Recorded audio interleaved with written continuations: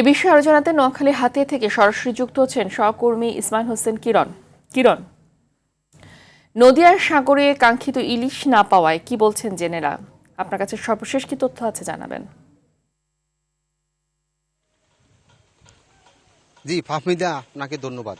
আপনি জানেন যে এখন ইলিশের বড়া মৌসুম চলছে, অর্থাৎ বর্ষা মৌসুমে যে ইলিশ ধরা পড়ে তার অর্ধেক সময় প্রায় পেরিয়ে গেছে, কিন্তু জেলেদের জালে কাঙ্ক্ষিত ইলিশ ধরা পড়ছে না। তাতে করে তারা বেকার সময় পার করছেন, মানবেতর জীবনযাপন করছে। হাতিয়ার আমি এই মুহূর্তে আছি হাতিয়ার সূর্যমুখী ঘাটে। এই ঘাটে চিরচেনা যে হাঁক ডাক বা সরগরম বা বেচা কেনা যে উৎসব মুখর পরিবেশ থাকার কথা, তার পরিবর্তে এক ধরনের নিস্তব্ধতা, হাহাকার বিরাজ করছে।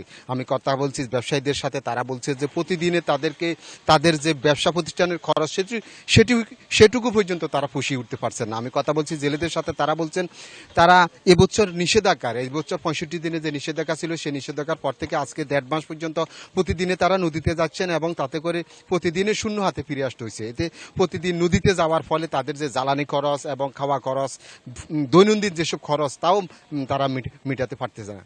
তাদের তাহলে আশানুরূপ মাছ না ধরা ফলে তারা বড় ধরনের ক্ষতির মধ্যে আছেন। আমি কথা বলছি ব্যবসায়ীদের মধ্যে, তারা বলছেন যে মৌসুমের প্রায় অর্ধেক সময় শেষ হয়ে গেছে, এখনো আগামী 1.5 মাস এবং 2 মাস পুরোপুরি মৌসুম থাকবে। তাতে করে এই সময়টুকু যদি নদীতে কাঙ্ক্ষিত ইলিশ ধরা না পড়ে, তাহলে জেলেদেরকে এই বছরের জন্য ক্ষতির একটা বড় ধরনের বোঝা পাতায় নিয়ে বাড়ি ফিরে যেতে হবে।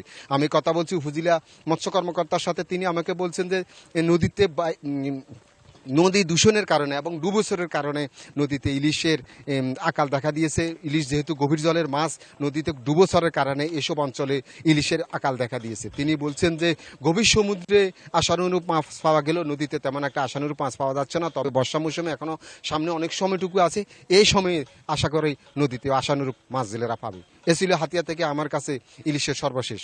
ফাহমিদা, ধন্যবাদ আপনাকে।